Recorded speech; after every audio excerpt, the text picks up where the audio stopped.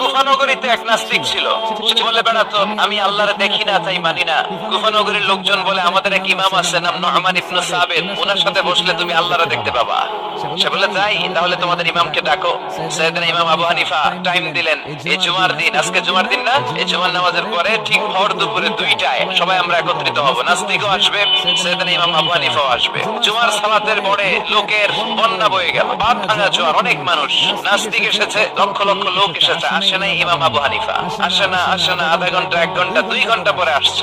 নাস্তিক বলে এই তোমাদের ইমাম, যার কোনো সময়ের জ্ঞানই নাই, এর সাথে কিসের তর্ক?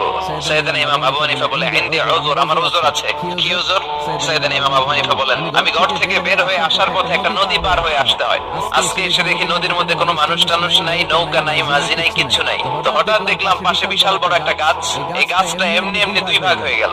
হঠাৎ গাছ থেকে এমনি এমনি লম্বা তক্তা হয়ে গেল, এমনি এমনি তক্তাগুলো